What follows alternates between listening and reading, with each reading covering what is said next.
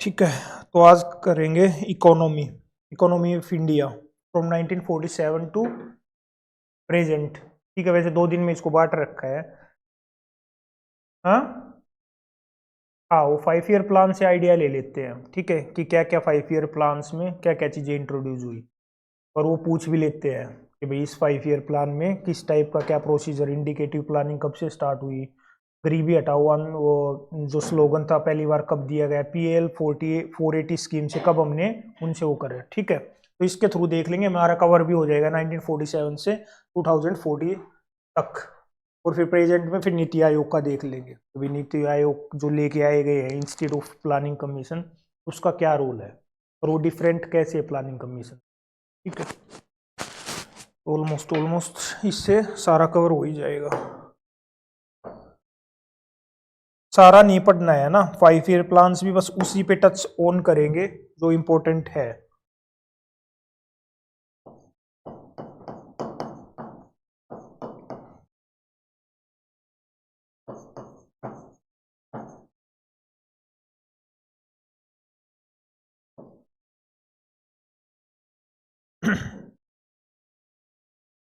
कब से स्टार्ट हुए 5 year plans? After the making of the planning commission. ठीक है, प्लानिंग कमीशन जब फॉर्म हुई आपकी 1950 में, उसके बाद से आपका फर्स्ट 5 ईयर प्लान इंट्रोड्यूस किया गया 1951 टू 1956। तो जो आपका फर्स्ट 5 ईयर प्लान रहा,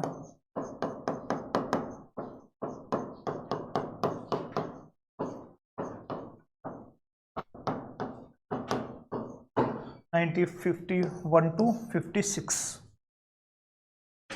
ठीक है, तो इसमें हमने किस चीज पे फोकस किया?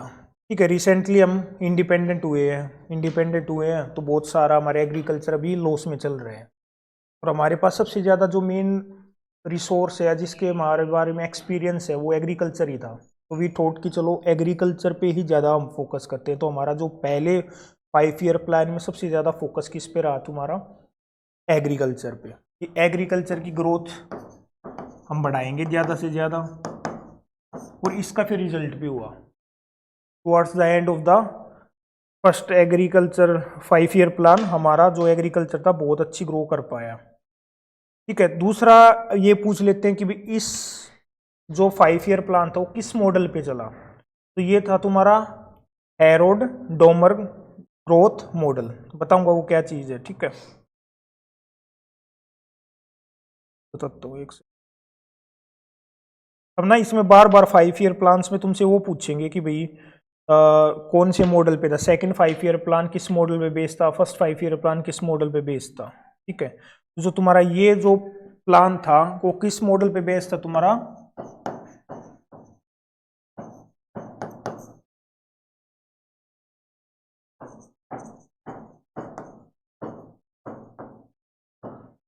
ठीक है, अब इसका सीधा सीधा मतलब यही है कि कुछ एक जगह पे आप ग्रोथ कर दो, ठीक है, वो अपने आप ट्रिकल डाउन कर जाएगी दूसरी जगह पे। ठीक है, या फिर आप कुछ जैसे वो था ना अपना एजुकेशन के टाइम पे था कि अंग्रेजों ने ये किया कि भाई कुछ एक जो पॉपुलेशन है उसको ही एजुकेट कर दो, वो अपने आप उस लिटरेसी को दूसरी पॉपुलेशन में भी फैला देंगे। ठीक है, तो कहीं ना कहीं इसका भी यही मकसद था कि भाई इसकी थ्रू दूसरी जगह पे हम अपने आप तुम्हारी ग्रोथ फैलती चली जाएगी। तो पहला फोकस किस चीज़ पे था? एग्रीकल्चर पे। एग्रीकल्चर के लिए फिर हमने सबसे ज़्यादा क्या किस चीज़ पे फोकस किया? इरिगेशन पे। ठीक है, फिर इरिगेशन के लिए हमने डिफरेंट डिफरेंट कैनल्स, नहर वगैरह और डैम वगैरह बनाए। ठीक है, जिसमें तुम्हारा भाखड़ा नांगल डैम हो गया, Damodar valley dam, Hirakud project, ये सारा तुम्हारा 5 ईयर प्लान्स के ही थ्रू आया है। बेसिस क्या था इसका तुम्हारा? क्योंकि हमें किस चीज़ पे फोकस करना था? एग्रीकल्चरल ग्रोथ पे। अब इसके साथ एक दो और तुमसे प्लान पूछे जाएंगे कि इसके साथ में और क्या प्लान आया। एक आया तुम्हारा कम्युनिटी डेवलपमेंट प्रोग्राम, इसको हम बोलते हैं CDP, कम्युनिटी डेवलपमेंट प्रोग्राम।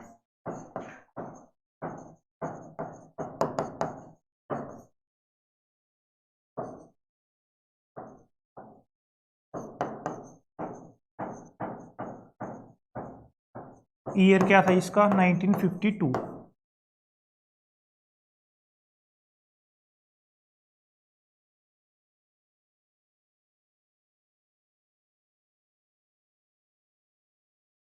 हाँ, कम्युनिटी डेवलपमेंट प्रोग्राम के बारे में भी वो पूछ लेते हैं। कम्युनिटी डेवलपमेंट प्रोग्राम क्या था 1952, इसका सीधा सीधा मकसद था कि कम्युनिटी को डेवलप करना है। कम्युनिटी को कैसे डेवलप करेंगे कि कोई भी हमारा डेवलपमेंट प्रोजेक्ट्स रहेगा गवर्नमेंट का, उसमें हम कम्युनिटी को इंक्लूड करेंगे। और कम्युनिटी इन द सेंस कि कोई अमीर गरीब नहीं, कोई कास्ट बेसिस डिस्क्रिमिनेशन, इस सभी कास्ट को इंक्लूड करेंगे ताकि सबकी ग्रोथ हो सके साथ साथ में। वो दूसरी बात है कि ये इतना सक्सेसफुल हो नहीं पाया क्योंकि वी ऑल नो कि हमारी सोसाइटी है, it has many differences based on the caste religion, ठीक है। तो इस वजह से सारी जो भी है, जो आपकी जो बड़ी कास्ट थी उस टाइम पे, क्योंकि रिसेंटली हम इंडिपेंडेंट हुए, आज के टाइम पे भी कास्ट का कितना पर्सपेक्टिव रहता है, तो उस टाइम पे तो और ज़्यादा था। तो उन्होंने बड़ी कास्ट वालों ने छोटी कास्ट को ज़्यादा इंक्लूड इसमें होने नहीं दिया, ठीक है। या अगर वो छोटी कास्ट इंक्लूड होती तो बड़े कास्ट अपने आप को दूर हटा लेते। दूसरा तो वुमेन का तो रोल रहता ही कम है, अभी भी कम है, उस टाइम पे तो और ज़्यादा कम था। तीसरा क्या था कि कहीं ना कहीं ओनली जो रिचर फैमिली थी ना, जो पहले से ही डोमिनेंट थी पॉलिटिकली, उन्होंने ही इन प्रोग्राम्स पे कब्जा कर लिया, तो सबका ग्रोथ हो नहीं पाई।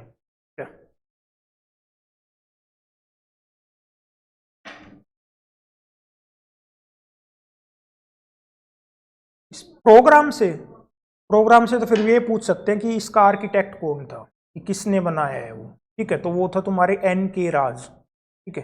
जैसे तुम्हारा सेकंड में महालनोबिस आएगा, तो इसमें आएगा तुम्हारा एन के राज, के एन राज, सॉरी, के एन राज। तो इसके आर्किटेक्ट कौन थे? आर्किटेक्ट का मतलब जिसने प्रिपेयर किया था।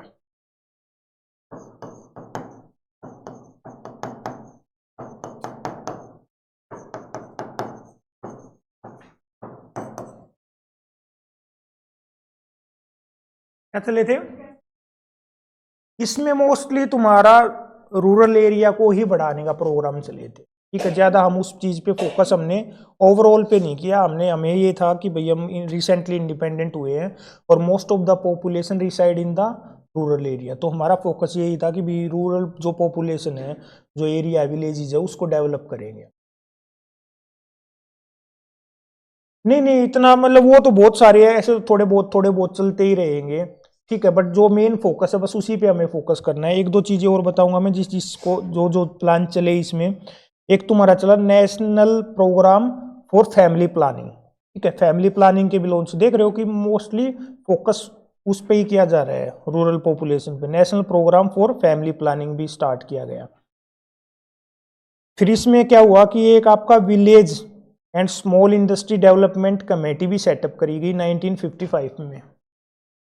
तो हम कॉटेज इंडस्ट्री की बार बार बात करते थे ना, महात्मा गांधी जी बोलते थे कि भाई कॉटेज इंडस्ट्री सेटअप करनी चाहिए, स्मॉल स्केल इंडस्ट्री। तो वहाँ पे भी एक कमेटी बनाई गई कब? 1955 में। विलेज एंड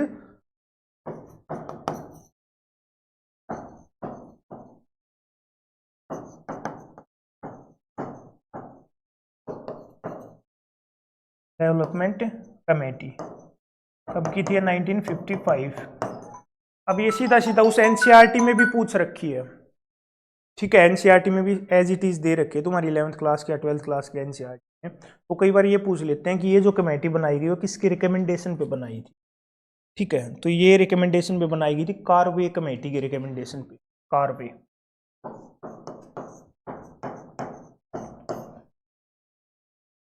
कार्वे कमेटी के रिकमेंडेशन पे हमारे डी के कार्वे हाँ, ठीक है। वेस्ट बंगाल। और इसमें और क्या चेंज प्रोसेस तुम चेंज लेके आए फर्स्ट ईयर 5 ईयर प्लान में? West Bengal land reforms act, West Bengal land reforms act भी तुम्हारे इसके थ्रू आए थे। हम्म। और यही सबसे ज़्यादा सक्सेसफुल हुए थे तुम्हारी दो ही जगह पे। जो लैंड रिफॉर्म्स एक्ट है ना, वैसे तो बहुत जगह आए थे, लेकिन तुम्हारे जो वेस्ट बंगाल में है वो सबसे ज़्यादा सक्सेसफुल हो पाए, और तुम्हारे दूसरा केरल में, बिकॉज ऑफ द वहाँ की जो गवर्नमेंट थी वो कम्युनिस्ट ओरिएंटेड गवर्नमेंट थी, ठीक है। अब यही याद रखना है, फर्स्ट ईयर 5 ईयर का प्लान के बारे में ज़्यादा इस पे जाना नहीं है, इससे ज़्यादा इतना ही पूछेंगे कि भाई किस पे फोकस था, कौन इसका आर्किटेक्ट था, कम्युनिटी डेवलपमेंट प्रोग्राम किस ईयर में बना, और आपकी village and small industries development committee किसके रिकमेंडेशन में बनी और कब बनी, इनके ईयर भी याद रखने हैं। ठीक है, अब आ जाएगा आपका सेकंड।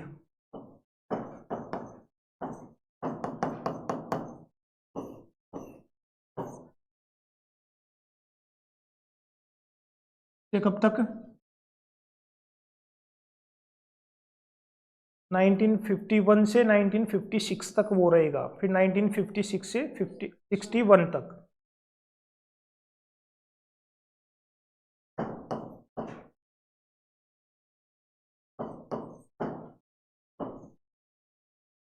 इधर बात आ जाएगा कि भाई इसका आर्किटेक्ट कौन था, ठीक है। तो तुम्हारा महालेनोबिस, ठीक है, पी महालेनोबिस, जिसने बाद में और भी कई सारे हमारी जो इंडियन स्टैटिस्टिकल इंस्टीट्यूट है उसको भी उन्होंने फाउंड किया था, ठीक है। और जो तुम्हारी वो आती है ना इंडियन स्टैटिस्टिकल सर्विसेज यूपीएससी के थ्रू, वो भी इन्होंने स्टार्ट करवाई थी, ठीक है। तो ये किसके बेस पे था?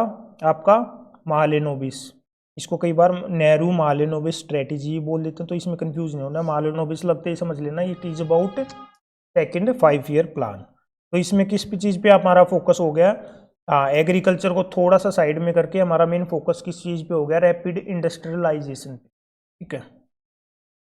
और इसलिए फिर हमें लोन वोन भी लेने पड़े और ये सब चीज़ें, ठीक है। इसके साथ में हम तुमसे क्या पूछ लेते हैं कि जैसे ही ये प्लान बना, हमने अपनी न्यू इंडस्ट्रियल पॉलिसी स्टार्ट कर दी। इंडस्ट्रियल पॉलिसी रेजोल्यूशन हमने कब स्टार्ट किया? इंडस्ट्रियल पॉलिसी रेजोल्यूशन 1956 में। तो तुमसे पूछ लेंगे कई बार। वैसे तो पहला जो तुम्हारा इंडस्ट्रियल पॉलिसी आया वो था तुम्हारा 1948 में, ठीक है। लेकिन इसको और थोड़ा सा डेवलप किया गया क्योंकि अभी हमारा जो मेन फोकस आ गया ज़्यादा इंडस्ट्री पे है। तो इंडस्ट्रियल पॉलिसी के बारे में बात करी जाए तो पहली कब बनी? 1948 में। ये भी शायद रिसेंट में किसी पीसीएस में पूछ रखा था कि उन्होंने अरेंज करवा रखी थी कि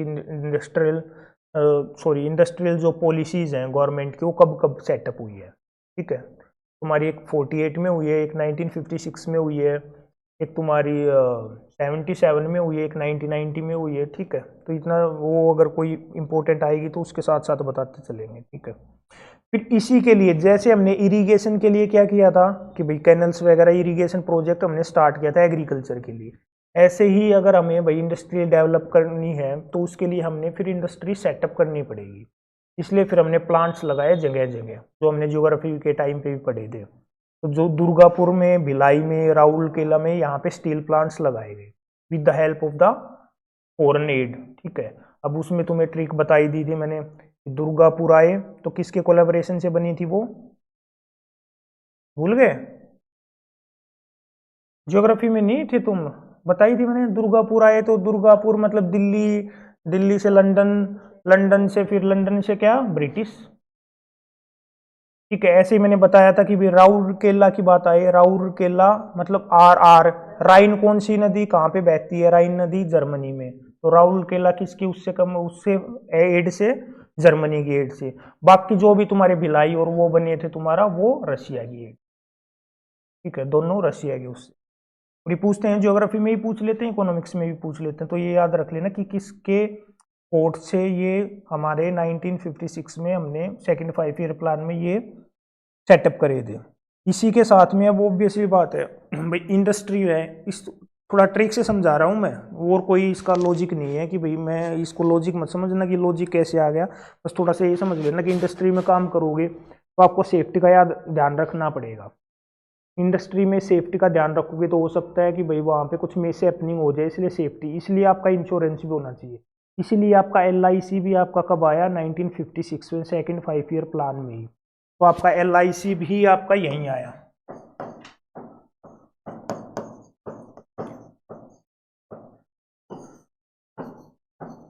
आपके प्लांट सेटअप करे गए दुर्गापुर, भिलाई, राउरकेला, ठीक है।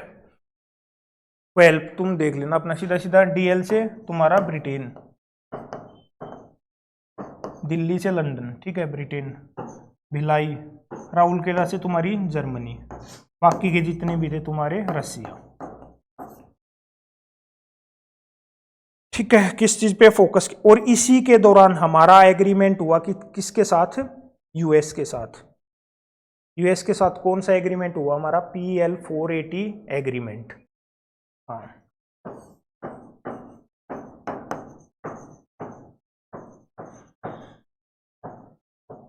सिर्फ ये डिफरेंस याद रखना है, हमारा एग्रीमेंट अलग जगह हुआ है, एग्रीमेंट इसमें हुआ है, और हमने PL 480 स्कीम के तहत इसके अंडर में जो हमने वीट इंपोर्ट करवाया है वो दूसरी जगह पे हुआ है। ठीक है, तो हमारा एग्रीमेंट यहीं पे हो गया था कि इन केस अगर India will be going through the drought या भाई एग्रीकल्चर में कमी डिक्लाइन हुआ, तो फिर हम PL 480 स्कीम के तहत जो US है हमें वीट प्रोवाइड करवाएगा।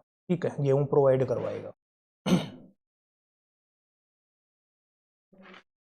मतलब एग्रीमेंट यहाँ हुआ है, लेकिन अभी सिर्फ एग्रीमेंट हुआ है, हमने इनसे वीट वगैरह मांगा नहीं है अभी, क्योंकि मांगेंगे हम बाद में।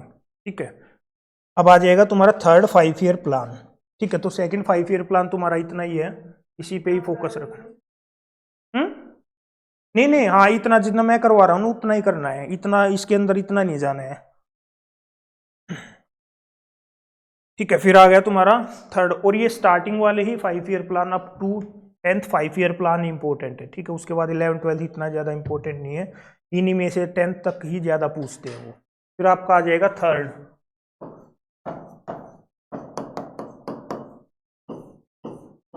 कब से कब तक, क्योंकि इन्हीं में ज़्यादा हमारी जो थी ना इकोनॉमी फेरबदल हुआ है, उसमें चेंजेस आए हैं। कहीं ना कहीं 10th के बाद तो फिर भी स्टेबल हो गई थी हमारी इकोनॉमी, मतलब इतनी ज़्यादा प्रॉब्लम नहीं आई थी। ज़्यादा जो भी चीज़ें हुई, जो भी ज़्यादा चेंजेस, एडेप्टेबिलिटी और जो भी रिफॉर्मेशन हमें लेके आया गया वो इन्हीं में। ठीक है, हाँ उनकी तो बस थीम भी हल्का फुल्का, अब तो वो भी नहीं पूछते हैं। ठीक है, अब इस पे भी फोकस क्या रहा हमारा, फोकस उसी पे रहा, हैवी इंडस्ट्रियलाइजेशन पे। साथ साथ में हमने थोड़ा सा भी, क्योंकि एग्रीकल्चर भी डिक्लाइन होने लग गया था, तो हम सोचे कि भी थोड़ा सा एग्रीकल्चर को भी बढ़ाना चाहिए, तो फूड प्रोडक्शन पे भी एग्रीकल्चर को भी थोड़ा सा प्रायोरिटी दी गई। फिर इसके साथ में जो सबसे बड़ी दिक्कत आती है हमारे साथ इस प्लान में क्या आती है, क्योंकि इसी के बाद फिर हमारे चेंजेस आते हैं बहुत सारे। ठीक है, एक तो तुम्हारी 1962 में, हाँ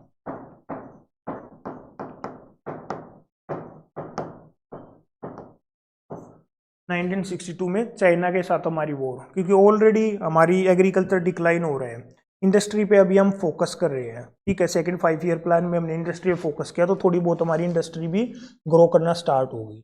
लेकिन उसी के बाद तुम्हारा ये भी स्टार्ट हो गया, वॉर स्टार्ट हो गया, तो जितने भी हमारे एफर्ट थे, अब एफर्ट प्रोडक्शन को बढ़ाने के जब हमारे वॉर की तरफ साइड में डाइवर्ट हो गए, जिसकी वजह से फिर क्या हुआ, और साथ में ही तुम्हारी एक वॉर और आ गई तुम्हारी 1965 वाली।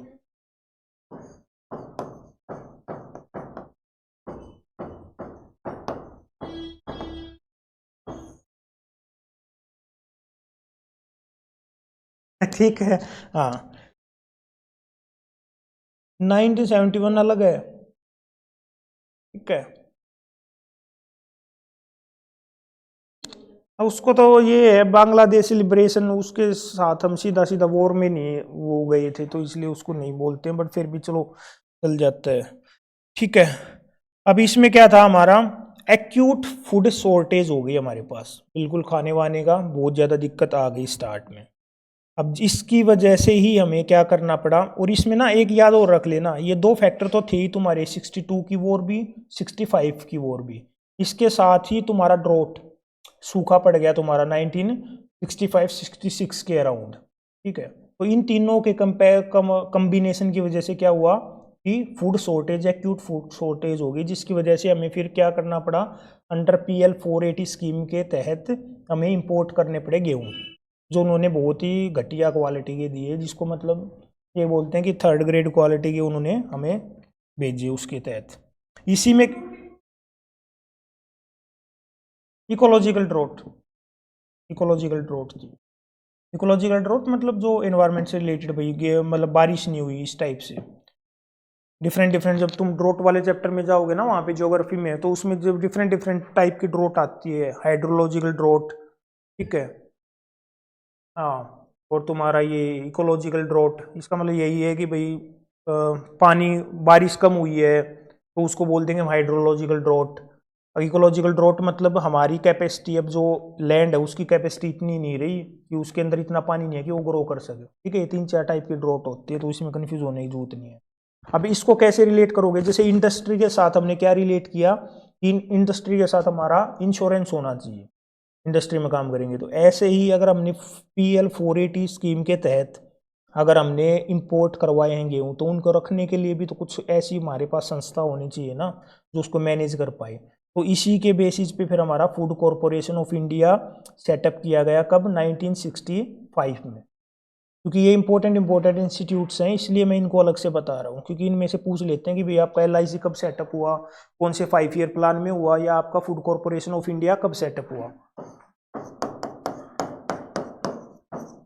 क्योंकि ऐसे बहुत सारी इन्फॉर्मेशन है, कंफ्यूज हो जाओगे, इसलिए थोड़ा सा मैं इसको रिलेट करवा रहा हूँ ताकि वो दिमाग में रह जाए कि भाई PL 480 स्कीम के तहत हमने गेहूँ मंगवाया तो उसके लिए फूड को कॉरपोरेट करने के लिए, मैनेज करने के लिए हमने फूड कॉरपोरेशन ऑफ इंडिया का सेटअप किया गया है 1965 में। साथ में भाई अगर फूड है हमारे पास, गेहूँ वेहूँ आ गया है, तो ठीक है, हमारे एनिमल्स भी ठीक अब डेवलप हो पाएंगे, उनको हम दे पाएंगे गेहूँ वगैरह। तो इसी के साथ में हमारा फिर नेशनल डेयरी डेवलपमेंट बोर्ड भी सेटअप हुआ, कब, 1965 में, नेशनल डेयरी डेवलपमेंट बोर्ड।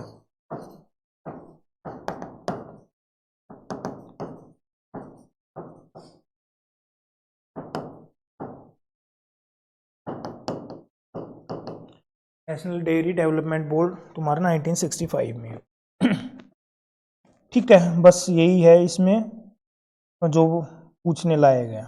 अब इसको ना कई बार ये पूछ लेते हैं कि ये योजना कौन सी योजना थी, तो ये गडगिल योजना बोलते हैं इसको, गडगिल योजना।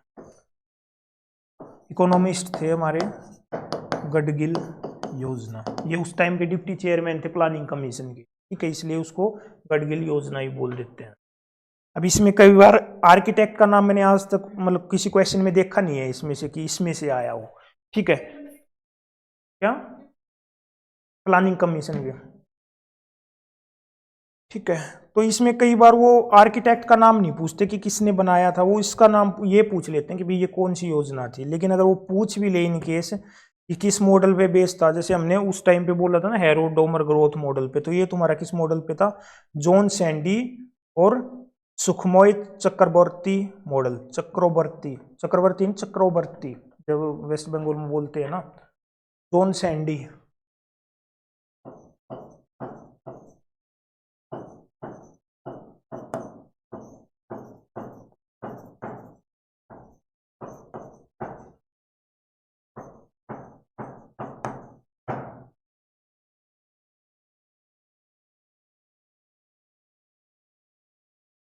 ठीक है,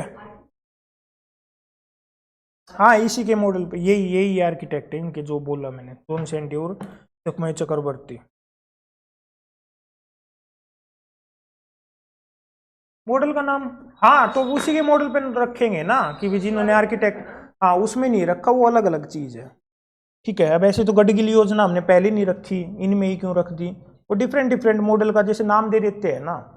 अब जैसे हमारी जो ग्रोथ है उसको बोल दिया था भाई अप टू 1967 तक, 1990 तक वो थी हमारी जो ग्रोथ थी बहुत कम रही, 3-4%, उसको क्या कृष्णा क्या बोल देते हैं, अरे आता है ना बार बार वो कृष्णा पे रेट ऑफ ग्रोथ, क्योंकि वो उन्होंने ही उसको ये बोला था कि भाई ये ग्रोथ है इतनी ही चल रही है, इससे ज़्यादा नहीं जाए, इस टाइप से नाम है कुछ, ठीक है, अभी मेरे माइंड से स्किप है, लेकिन जब तुम पढ़ोगे ना कहीं पे वो आ जाएगा तुम्हारे सामने कि भाई that rate of growth was called as Krishna rate of growth, क्योंकि उस टाइम पे हमारी ग्रोथ इतनी 3 या 4% ही, इससे ज़्यादा जा ही नहीं रही थी, और उसने ही इसका नाम लिया था। ठीक है, एक बार सर्च करना क्या नाम था उसका। ठीक है, फिर ये तुम्हारा इसके बाद प्रॉब्लम्स बहुत सारी चीजें हो गई थी, तो इसके बाद हमने सीधा सीधा 5 ईयर प्लान नहीं बनाया, हमने सिर्फ 3 साल का एनुअल प्लान बनाए, इसको हम बोलते हैं 3 annual plans, Hindu rate of growth बोलते हैं। ठीक है, और ये उन्होंने दी थी कृष्णा या पता नहीं क्या नाम है उनका, तो लिख भी रखा होगा, राज कृष्णा। ठीक है, तो उन्होंने बोला था कि भाई ये जो ग्रोथ है वो 3 या 4% से ऊपर जा ही नहीं रही, तो उन्होंने बोल दिया था इसको हिंदू रेट ऑफ ग्रोथ। ठीक है,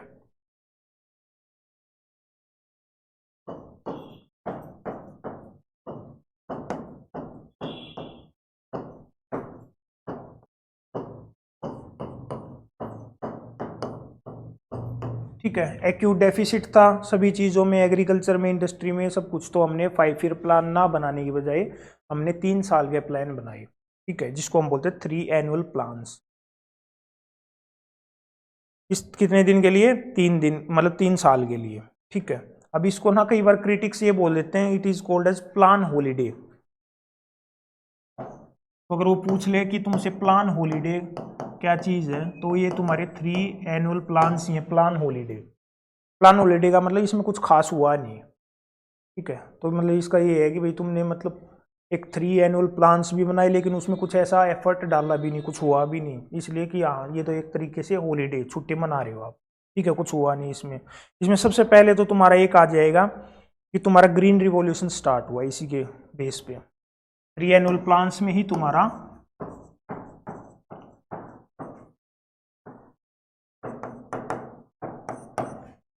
ग्रीन रिवॉल्यूशन। ग्रीन रिवॉल्यूशन सबको पता है, high yielding variety seeds, irrigation का यूज हुआ, जिससे हमारी जो एग्रीकल्चर, क्योंकि अब हमने ग्रीन रिवॉल्यूशन पे क्यों फोकस किया, क्योंकि ऑलरेडी हम वो एक्यूट फूड क्राइसिस झेल चुके हैं 1969 में, मतलब 1966 में, थर्ड 5 ईयर प्लान में, इसलिए फिर हमने एग्रीकल्चर पे ज़्यादा फोकस किया, जिसके तहत ग्रीन रिवॉल्यूशन के तहत हमने फिर बहुत सारे हाई यील्डिंग वैरायटी सीड का यूज करके, फर्टिलाइजर का, इरीगेशन का यूज करके हमने अपने प्रोडक्शन को इंक्रीज किया, ठीक है। बस यहाँ तक ही था तुम्हारे 3 एनुअल प्लान्स में। एक ही चीज इंपॉर्टेंट है जो थी तुम्हारी 5 ये ग्रीन रिवॉल्यूशन। इसके बाद फिर तुम्हारे आते हैं फोर्थ में तुम्हारा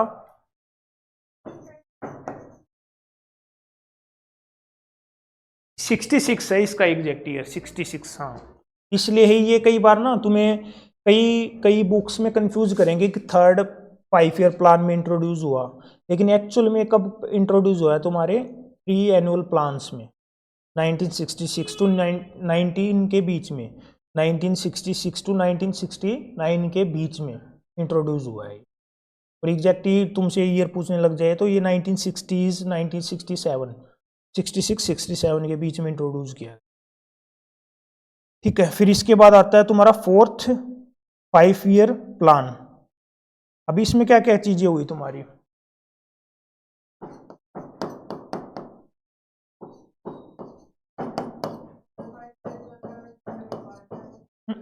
क्या?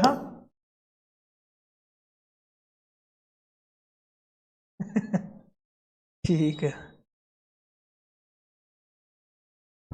अब इसमें ना तुम्हारी 3 4 चीजें हुई हैं जो हमें याद रखनी है, ठीक है। एक तो इसमें क्या हुआ, बैंक का नेशनलाइजेशन हुआ। फर्स्ट जो नेशनलाइजेशन हुआ तुम्हारा 1969 में।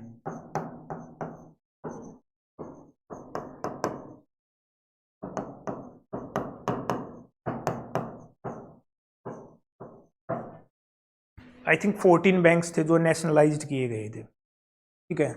तो 1969 में आपके बैंक्स नेशनलाइज्ड किए गए 14 के अराउंड। उनका क्या पर्पस है, नेशनलाइज क्यों किए गए? क्योंकि जो जितने भी ब्रिटिश टाइम के पीरियड के जो बैंक्स चलते आ रहे थे, या इवन जो भी डेवलप किए गए आपके आफ्टर इंडिपेंडेंस, उनका सबका एक मोटिव था प्रॉफिट, ठीक है। तो प्रॉफिट पे ज़्यादा फोकस कर रहे थे रादर देन वेलफेयर। दूसरा क्या मेन रीजन था कि जितने भी आपके प्राइवेट बैंक्स थे, they were all set up in the urban areas, ठीक है। तो रूरल एरियाज में, ग्रामीण क्षेत्र में कोई बैंक था ही नहीं, इसलिए इसको नेशनलाइज। और दूसरा तीसरा क्या था कि वो जो लोन्स वगैरह भी प्रोवाइड करवाने थे, तब हमने क्या सीख लिया इन 3 5 ईयर प्लान में, इंडिया ने क्या रियलाइज किया कि अगर हमें ग्रो करवानी है ना अपने देश को, तो उस ग्रो करवाने के लिए हमें कहीं ना कहीं कैपिटल की इन्वेस्ट करनी पड़ेगी। कैपिटल इन्वेस्ट करने के लिए लोगों को लोन देना पड़ेगा, और लोगों को लोन देने के लिए वेलफेयर मेजर्स स्टार्ट करने के लिए बैंक्स का नेशनलाइज्ड होना बहुत ज़रूरी है। तो ये बहुत सारी कई चीज़ें थी जिसकी वजह से बैंक को नेशनलाइजेशन किया गया। तो सीधा सीधा तुमसे पूछेगी कि फर्स्ट बैंक का जो नेशनलाइजेशन किया वो कब किया? 1969 में। अब इसके साथ ही तुम्हारा एक आता है एक्ट, जो कई बार पूछ लेते हैं, मोनोपोलिस्टिक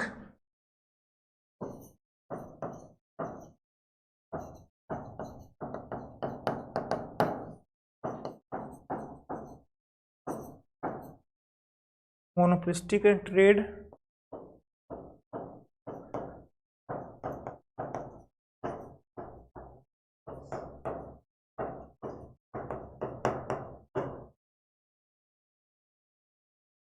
कब का है ये? 1965 5 का है ना 69 का, ठीक है।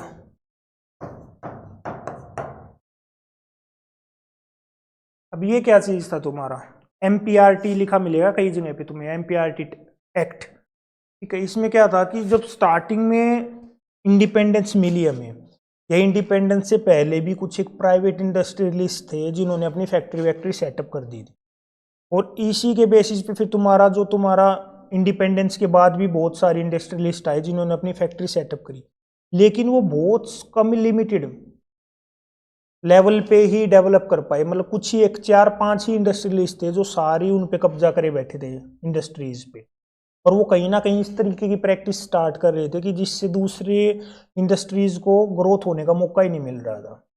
अब जैसे अभी भी तुम देखोगे ना, अब जो भी बड़ी बड़ी फ्रेंचाइजीज हैं, अब जैसे आप मान लो मारुति सुजुकी है, मारुति सुजुकी की जितनी भी नियर बाई की फ्रेंचाइजीज है, तुम उसमें वहां पे देखोगे कि जगमोहन मोटर्स लिखा मिलता है बहुत सारी में। तो उसका क्या पर्पज है कि वो मोनोपोलिस्टिक ट्रेड प्रैक्टिसेस है। मैं नहीं कह रहा कि ये है एक्चुअल में, मैं जस्ट तुम्हें एग्जांपल दे रहा हूँ कि जहाँ पे भी तुम मारुति की शोरूम देखोगे वहाँ पे तुम्हें ऊपर लिखा मिलेगा, खासकर रोहतक के नियर बाई एरिया में, जगमोहन मोटर्स। उसका क्या है कि द मोमेंट मारुति सुजुकी बोलती है कि भाई हम फ्रेंचाइजी देना चाहते हैं अपने शोरूम की किसी भी सिटीज़ में, वो पहले ही पहुँच जाते हैं जगमोहन मोटर्स वाले कि आप दूसरों को क्यों दे रहे हो, हमें ही दो ना भाई, हमारे पास कैपिटल है, आपके साथ एक्सपीरियंस भी है, आप हमारे साथ जुड़े भी हो इतने टाइम से, तो कोई नहीं, आप बोल रहे हो चरखी दादरी में आपको शोरूम खोलना है, हम खोल लेंगे, आप हमें दो अपनी फ्रेंचाइजी। तो वो किसी दूसरे प्लेयर को आने ही नहीं देते हैं। तो सेम उस टाइम पे भी चल रहा था इंडस्ट्रीज के साथ कि कुछ एक प्लेयर्स ही थे जो उन इंडस्ट्रीज में ही अपने आप को रखे हुए थे, किसी दूसरे को, प्राइवेट प्लेयर को या किसी और दूसरे थर्ड पार्टी को आने ही नहीं दे रहे। तो इसलिए फिर गवर्नमेंट ने ये एक्ट लेके आए गए कि आप ऐसी कोई भी पॉलिसी नहीं अपनाओगे कि जिससे जो छोटा जो इंडस्ट्री है वो दब जाए या वो आने ही ना मिले, ठीक है। इसलिए इसको बोलते हैं monopolistic and restrictive trade practices act. फिर इस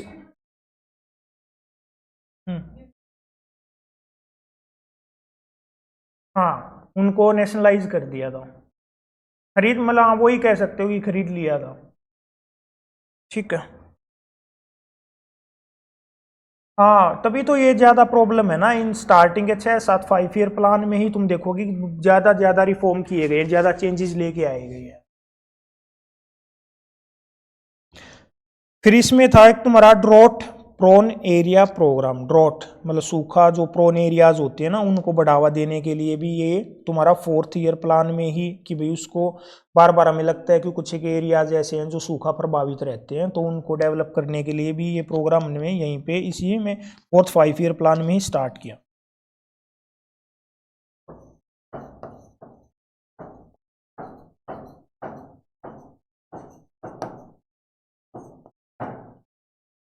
अब रिलेट कैसे करोगे, बहुत सारी इंफॉर्मेशन आ रही है, ठीक है, कि याद कैसे रखोगे। इसी के साथ एक और है तुम्हारा command area development programme.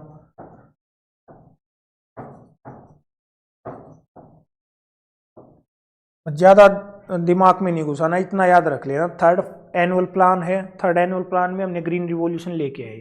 Green revolution के लिए हमें क्या चाहिएगा, पानी, ठीक है। पानी के लिए हमने क्या स्टार्ट किया, command area development programme. Command area development programme कुछ नहीं है, बस यही है कि भी नदियां हैं, नदियों से हमने कुछ ऐसा प्लान डेवलप किया जिसके थ्रू उनसे छोटी छोटी नहरें निकाल के हम इरीगेशन को पहुंचा सके, ठीक है। अभी भी जो तुम्हारे बार बार ये आता है ना कि भाई इंटरलिंकिंग ऑफ रिवर्स क्यों नहीं हो रही है ढंग से, कामयाब क्यों नहीं हो रही, उनको करो आपस में, नॉर्थ को साउथ के साथ मिलाओ, ठीक है।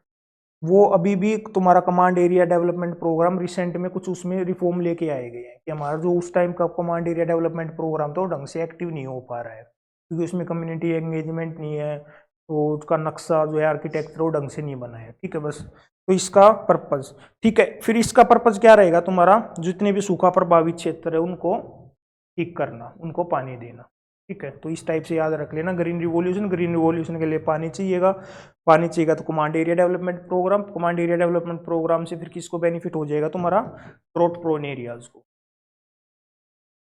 ठीक है। अभी पूरा नहीं कंप्लीट हुआ है वो, हाँ प्रोसेस में ही चल रहे हैं, ये बहुत सारे प्लान्स हैं अभी प्रोसेस में चल रहे हैं, और इसीलिए ये जो ना न्यूज़पेपर में तुम पढ़ोगे ना, तो रिसेंट में इसकी कमांड एरिया डेवलपमेंट प्रोग्राम के बारे में कई सारे आर्टिकल तुम्हें दिखेंगे। कमांड एरिया डेवलपमेंट प्रोग्राम है, इसका क्या ड्रॉबैक्स है, और अभी तक सक्सेसफुल क्यों नहीं हो पाया, और इसको किस तरीके से हम चेंज कर सकते हैं। इसमें एक चीज और याद रख लेना, तुमसे पूछेंगे कि गरीबी हटाओ प्रोग्राम्स वो कब स्टार्ट हुए, गरीबी हटाओ प्रोग्राम्स कब स्टार्ट हुए, और एक तक गरीबी हटाओ स्लोगन कब दिया गया। ठीक है, तो तुमसे कई बार ये भी पूछ सकते हैं। हाँ नहीं, स्लोगन हाँ इंदिरा गांधी ने दिया था, लेकिन वो इसी 5 ईयर प्लान में, 4th 5 ईयर प्लान में ही स्लोगन दिया गया था। ठीक है, तो इसी 5 ईयर प्लान में तुम्हें वो स्लोगन दिया गया था, गरीबी हटाओ। लेकिन गरीबी हटाओ के लिए जो प्रोग्राम तुम्हारे स्टार्ट हुए एक्चुअल में, जैसे स्कीम्स है ना हमारी, अब स्कीम्स चल रही है, तो वो कब स्टार्ट हुए, वो तुम्हारी 5th 5 ईयर प्लान में। हाँ स्लोगन तुम्हारा 4th में, लास्ट स्टेज में उसकी में स्लोगन हमने दे दिया था। तो 5th 5 ईयर प्लान तुम्हारा कब से कब तक रहेगा, 74 to 79।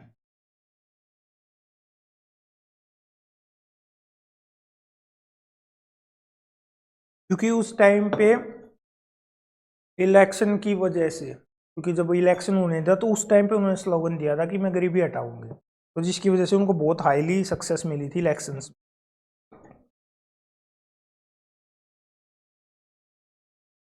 हाँ तब फिर वो प्रॉपर स्कीम्स वगैरह लेके आए ना उसके, उसमें तो उस टाइम पे तो स्लोगन दे दिया उन्होंने। हम्म,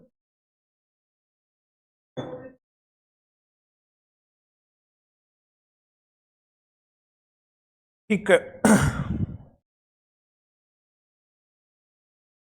अब क्या था इसमें, क्या क्या तुमने वो स्टार्ट किया, एक तो सेल्फ रिलायंस, तो अब आप बोलते हैं ना आत्मनिर्भर भारत, ये स्टार्ट ये तो हमारा पहले भी हो चुका है। ठीक है, सेल्फ रिलायंस कि हम खुद पे रिलायंट रहेंगे, जो भी हम चीज़ बना सकते हैं खुद पे, खुद से हम बना सकते हैं। दूसरा तुम्हारा पॉवर्टी एलिविएशन प्रोग्राम इसमें स्टार्ट किए, या पॉवर्टी इरेडिकेशन भी बोल सकते हैं।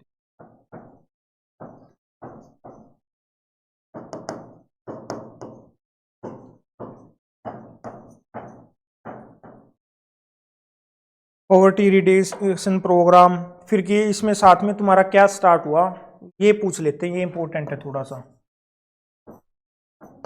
मिनिमम, हाँ बेसिक नीड्स प्रोग्राम, इसी को बोलते हैं रोटी कपड़ा मकान। ठीक है, इसी टाइम पे ये प्रोग्राम स्टार्ट हुआ, मिनिमम नीड बेसिक प्रोग्राम। इसके तहत क्या था कि गवर्नमेंट कुछ एक बेसिक जो नेसेसिटी है, जैसे खाना हो गया, कपड़ा हो गया, ये सब प्रोवाइड करवाएगी लोगों को। ठीक है, तो कहीं ना कहीं people were seen as a beneficiary, बस बैठे बैठे चुप करो और अपना चीज़ों को ले लो। ठीक है, जो चीज़ डिसाइड किया था ना हमने वहाँ पे कि भाई डेवलप कैसे कर सकते हैं किसी इंडिविजुअल को, तो उसमें 4 स्कीम्स आई थी तुम्हारी। एक तो क्या था कि वेलफेयर अप्रोच, कि भाई ठीक है ये वेलफेयर इंसान है, इनको अपना वेलफेयर दे दो, ये कुछ स्कीम्स चला दो और उनको जो चाहिए वो दे दो। फिर ILO आया, इंटरनेशनल लेबर ऑर्गेनाइजेशन, उसने कुछ बोला कि मिनिमम बेसिक नीड्स है 6, उन्होंने मिनिमम बेसिक नीड्स डिसाइड करी कि ये 6 बेसिक नीड हैं, जिसमें तुम्हारा फूड हो गया, शेल्टर हो गया, ये सब चीज़ें अगर ये आप किसी को दे रहे हो तो मतलब आप वेलफेयर कर रहे हो। फिर तुम्हारा अमर्त्य सेन आते हैं, अमर्त्य सेन बोलते हैं कि नहीं ये अप्रोच गलत है, चीज़ों का कैसी अप्रोच होनी तो चाहिए, कैपेसिटी डेवलपमेंट प्रोग्राम। कैपेसिटी का मतलब ठीक है आप खाना उनको दे रहे हो, लेकिन साथ में उसको कुछ स्किल तो डेवलप करो। ठीक है, तो ये सारे वेलफेयर अप्रोचेज हैं जो हमने शायद ज्योग्राफी में पढ़ी थी। ठीक है, ठीक है। And direct anti poverty programme हमने स्टार्ट किया, इसमें स्लोगन हमने दिया था ऊपर वाले में। मिनिमम नीड्स प्रोग्राम हमने स्टार्ट किया इसमें। अब इसमें एक स्पेसिफिक वो तुमसे पूछ लेते हैं कि ऐसा स्पेसिफिक कौन सा एंटी पॉवर्टी प्रोग्राम था जो इसमें स्टार्ट किया है, तो वो था तुम्हारा 20 पॉइंट प्रोग्राम। 20 पॉइंट,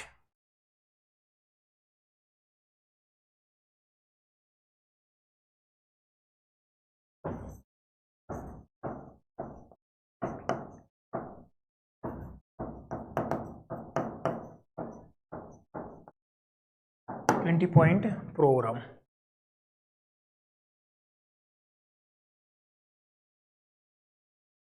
ठीक है।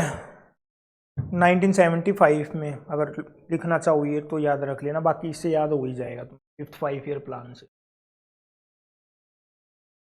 अब अगर ये करना चाहो तो कर सकते हो कि इसके साथ में तुम्हारा एक डेजर्ट डेवलपमेंट प्रोग्राम भी स्टार्ट हुआ। ठीक है, डेजर्ट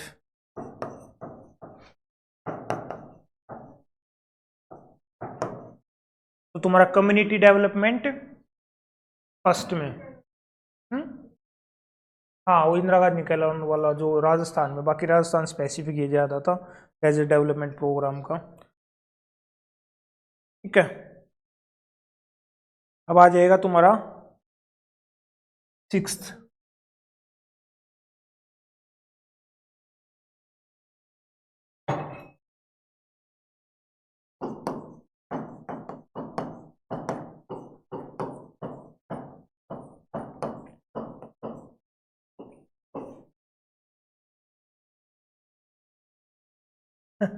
हाँ, इसी में। ठीक है, अब इसमें दो प्लान है जो तुमसे बार बार पूछेंगे, क्योंकि अभी हमने क्या था, वो स्कीम तो चला दी थी, लेकिन अब इसके लिए हमें ज़्यादा एक टारगेटेड अप्रोच चाहिए थी। टारगेटेड अप्रोच, ये एक अकेला ये नहीं है कि भाई ठीक है तुमने दे दिया, किसी को बिठा दिया, उसको खाना दे दिया, क्योंकि हमारे पास रिसोर्सेज पहले ही कम है। तो हमें कुछ ऐसा करना था कि जिसके थ्रू हम एम्प्लॉयमेंट भी जनरेट कर सके, खासकर गांव वालों को, जाके वो प्रॉब्लम फेस ना हो। क्योंकि एग्रीकल्चर पे ऑलरेडी हम बार बार पढ़ते आते हैं कि भाई एग्रीकल्चर पे ऑलरेडी इतनी ज़्यादा हमारी ओवर रिलायंस है लोगों की, उसी पे एग्रीकल्चर में घुसे रहते हैं। तो जैसे अब तुम्हारा 50 के नियर बाय तुम्हारे एम्प्लॉयमेंट उसी में रहती है। ठीक है, तो इस रिलायंस को हटाने के लिए हमने कहीं क्या स्टार्ट किए, दो प्रोग्राम जो इम्पोर्टेंट है। एक तो था तुम्हारा national rural employment programme, NREP।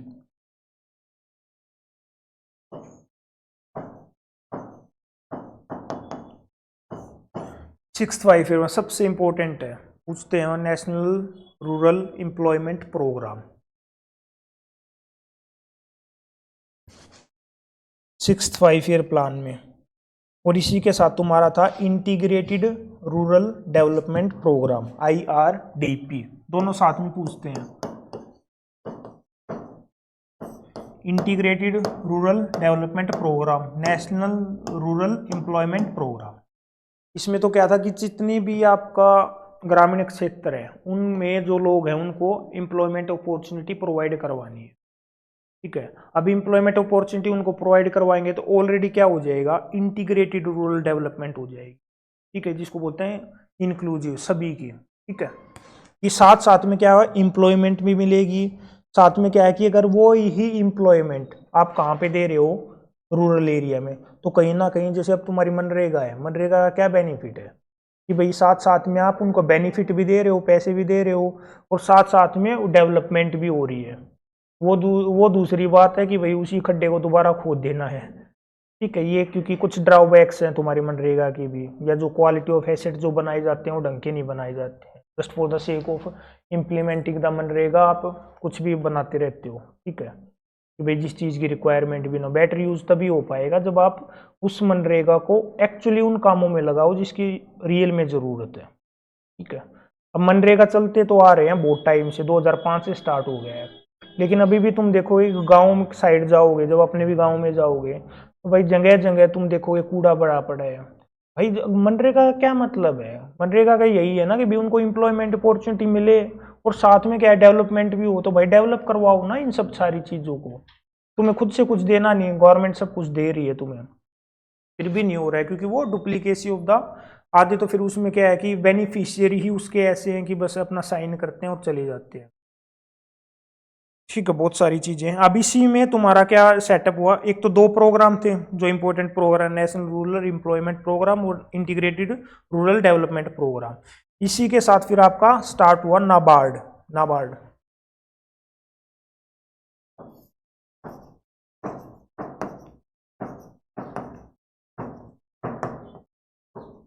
1982 में, national agricultural bank for agriculture and rural development. ठीक है, नाबार्ड पूछते हैं बार बार वो, national bank for agriculture and rural development. इसको याद रखना है, इसका ईयर भी, ठीक है।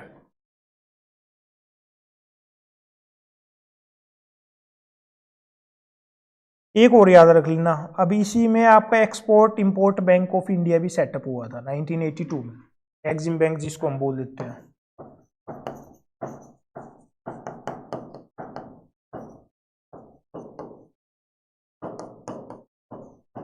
किस टाइप के बैंक है ये, हमने पढ़ाया था उसमें बैंकिंग में। हाँ डिफ्रेंशिएटेड तो है, लेकिन डिफ्रेंशिएटेड में कौन से, डेवलपमेंट बैंक, क्योंकि मेन पर्पस देख रहे हो क्या चीज़ है इसका, नाबार्ड का क्या मेन पर्पस है, डेवलपमेंट, एग्रीकल्चर को और रूरल को डेवलप करना है। एक्सपोर्ट इंपोर्ट जो एग्जिम बैंक है उसका क्या पर्पस है, तुम्हारे एक्सपोर्ट को बढ़ावा देना है, और इवन इंपोर्ट को भी, अगर कोई इंडस्ट्री इंपोर्ट कर रही है तो उसमें भी उसको प्रोवाइड करवानी हेल्प, ठीक है, सिक्योरिटी दे देनी अपने भी आप पे। फिर आपका आ जाएगा सेवंथ,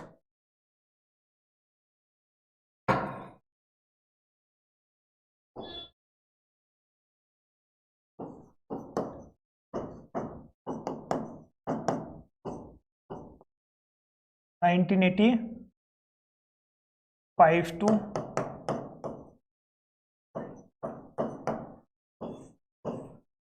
ये था राजीव गांधी एरा, ठीक है।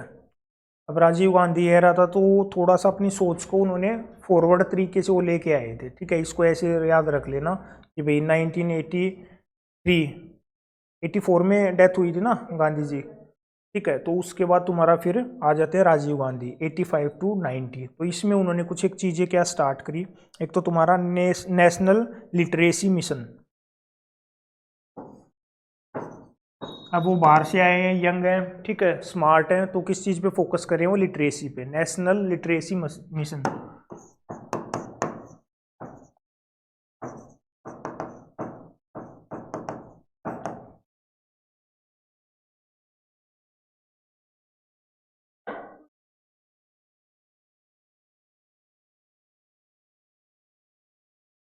क्या लिखवा रखा है,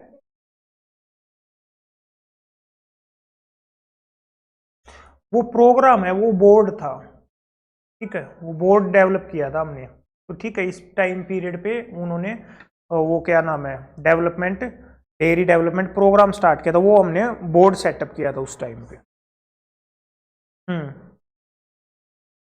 ठीक है, तो इसमें क्या हुआ, एक तो आपका नेशनल लिटरेसी मिशन सेटअप हुआ, स्टार्ट हुआ, दूसरा क्या आपका SEBI, security and exchange board of India. इसमें कंफ्यूज मत हो ना, सेटअप ये हुआ था तुम्हारा 88 में ही, 88 में सेटअप हो गया था ये, लेकिन 1992 में इसको स्टैट्यूटरी दर्जा मिला था, 1992 में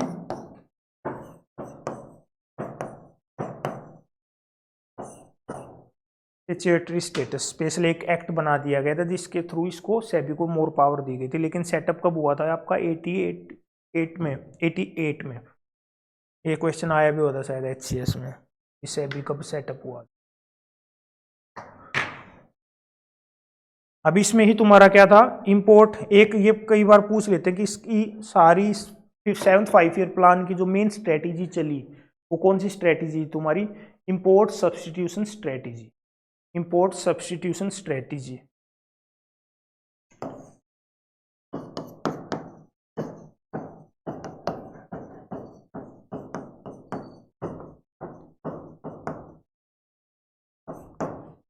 कि भाई जो चीज हम खुद ही बना सकते हैं तो उसको हम इंपोर्ट नहीं करेंगे, ठीक है, हम खुद ही बनाएंगे, उसके थ्रू इंपोर्ट को सब्सिट्यूट कर देंगे हम, जिसकी बहुत ज़्यादा रिक्वायरमेंट नहीं है ना तो उसको हम अवॉइड ही करेंगे, उसको यहीं पे डेवलप करने का ट्राई करेंगे, इंपोर्ट सब्सिट्यूशन स्ट्रेटेजी। ठीक है, फिर इसके बाद आपके आ जाते हैं तुम्हारे एनुअल प्लान्स। अब एक तुम्हारा 3 प्लान्स कब स्टार्ट हुए थे, 66 से 69 तक। एक इसमें भी तुम्हारा फिर 2 साल का एनुअल प्लान्स आते हैं 1990 से 1992 में।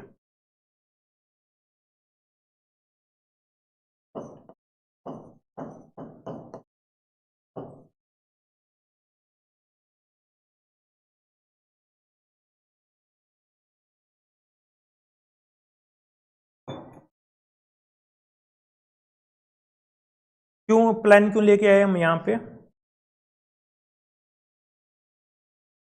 हाँ, तुम्हारा पॉलिटिकल वो क्राइसिस तो बाद में हुआ है, अब उससे पहले ही हम प्लान्स क्यों ले, वो तो 1991 में हुआ है, ठीक है।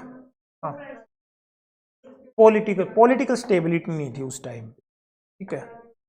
राजीव गांधी जी का एसिग्नेशन हो गया तो उसके बाद बहुत सारी गवर्नमेंट्स, जनता गवर्नमेंट आपस में ये कोलिशन वगैरह चल रहा था, कोई गिर रही थी कोई बन रही थी, तो इसी वजह से 5 ईयर प्लान ना इंट्रोड्यूस करके हमने क्या प्लान इंट्रोड्यूस किया, 2 एनुअल प्लान्स 1990 से 1992, और इसी में फिर हमारा बीओपी क्राइसिस हो जाता है, balance of payment crisis of 1991, ठीक है। एक तो क्या था मेन रीजन इसका, पॉलिटिकल इंस्टेबिलिटी थी सेंटर पे, फिर दूसरा क्या रहा हमारा बीओपी क्राइसिस।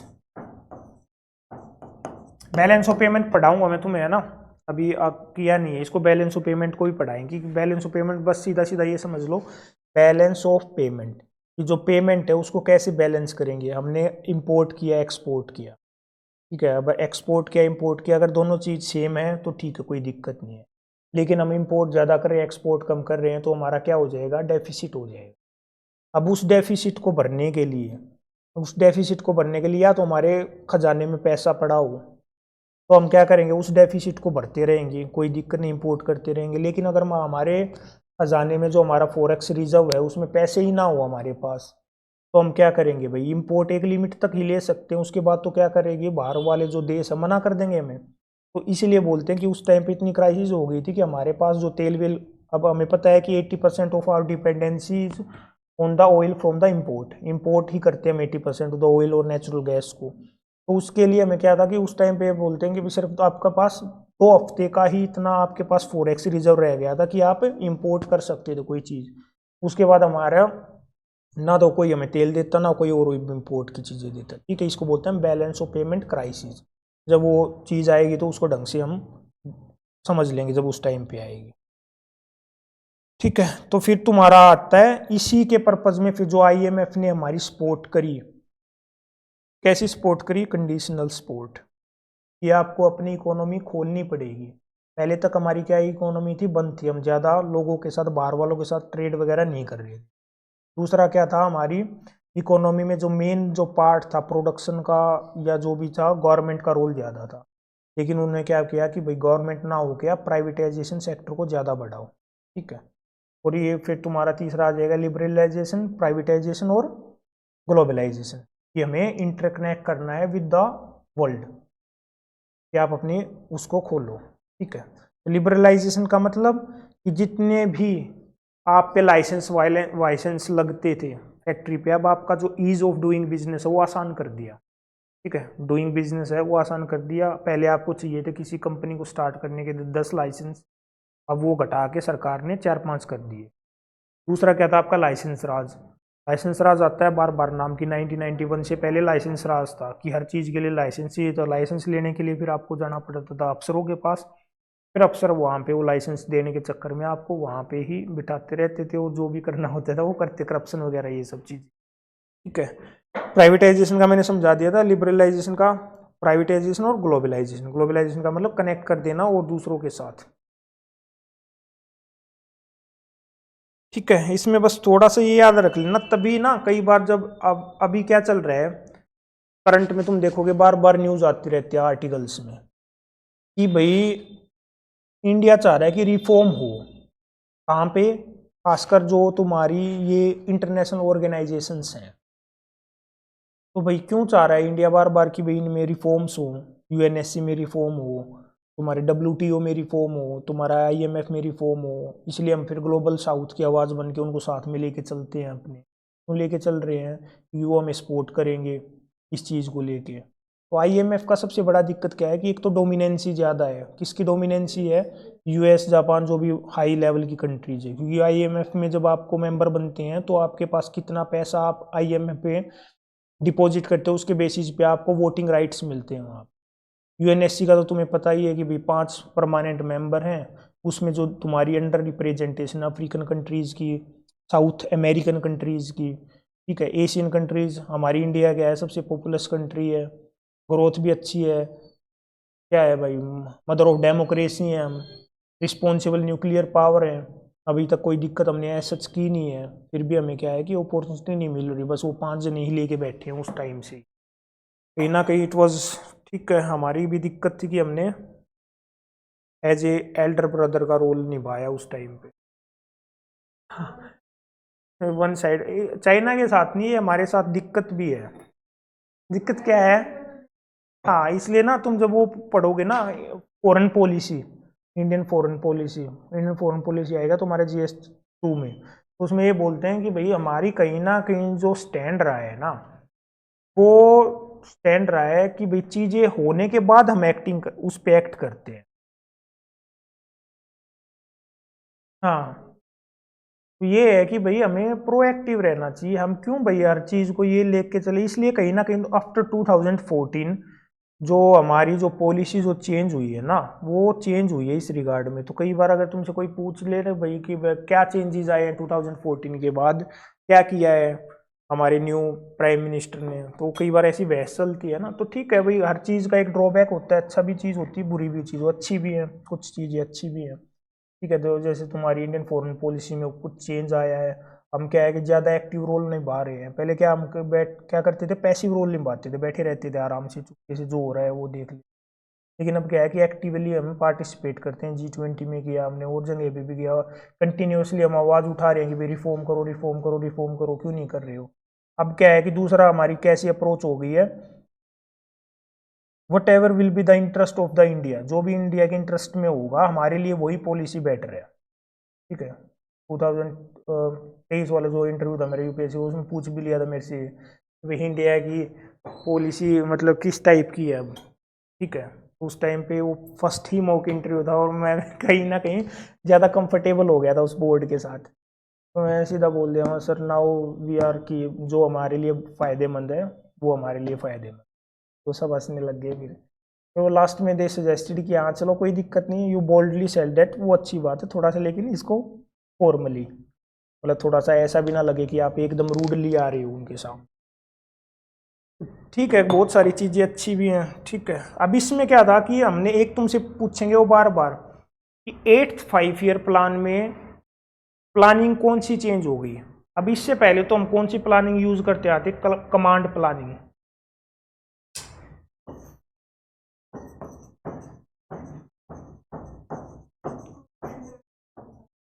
हाँ मतलब सेंटर ही सब कुछ कर रहा है, सेंटर ही आपको गवर्नमेंट सेक्टर में भी घुसा हुआ है, प्राइवेट सेक्टर में भी सेंटर घुसा हुआ है, सभी जगह।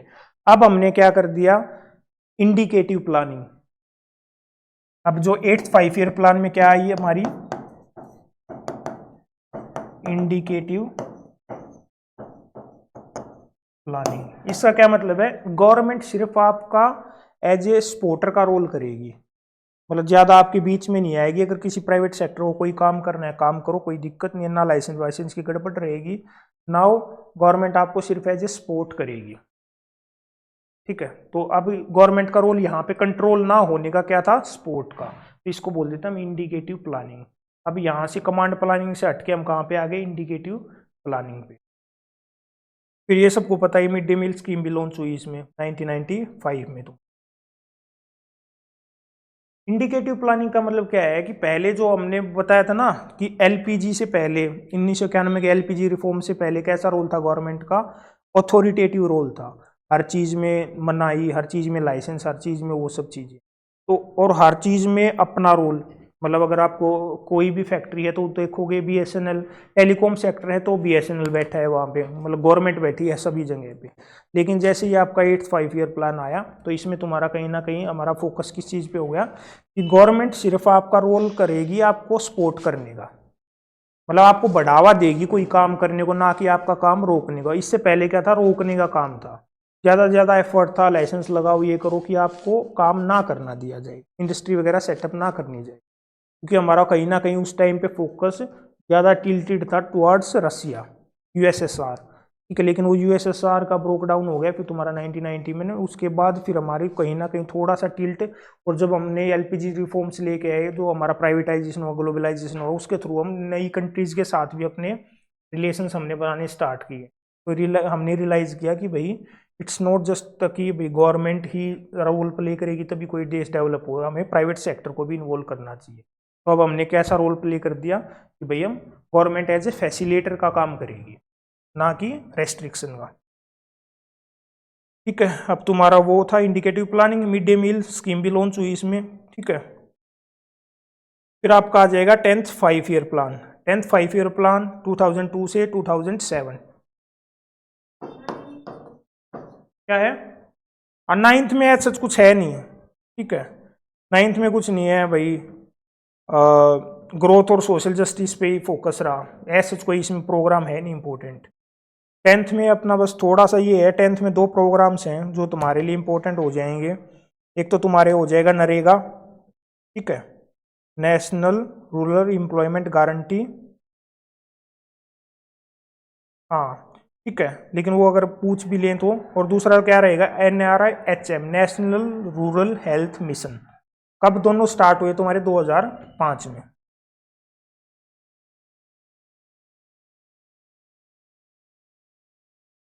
मरेगा।